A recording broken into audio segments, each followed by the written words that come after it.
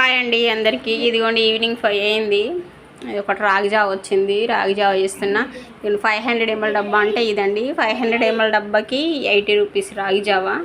చూడండి, ఒక 100 ml పెరుగు తీసేసుకొని అందులో కొంచెం ఇది అల్లము సన్న సన్న ముక్కలు కోసేసుకోవాలి. సన్న ముక్కలు పచ్చిమిర్చి, సన్న కొత్తిమీర కొంచెము, ఒక స్పూన్ ఉల్లిపాయలు, అర స్పూన్ కన్నా తక్కువ వేయాలి సాల్ట్. కాకపోతే ఈ కస్టమర్ కొంచెం సాల్ట్ ఎక్కువ అని రాసిండు అనమాట ఆర్డర్ వచ్చినప్పుడు, అందుకు కొంచెం సాల్ట్ ఎక్కువ వేసాను. మూడింటిని మంచిగా కలిపి పెట్టాలండి.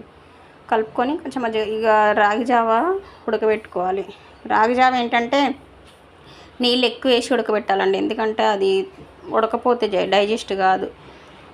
ఇంకా అది ఉడికిన తర్వాత తీసుకొచ్చి ఇందులో కలిపి మంచిగా చల్లగా ఉంటుంది కదా, దాంతో తిప్పేసుకోవాలి. ఇదిగోండి రాగి జావ వెజిటేబుల్ రైస్.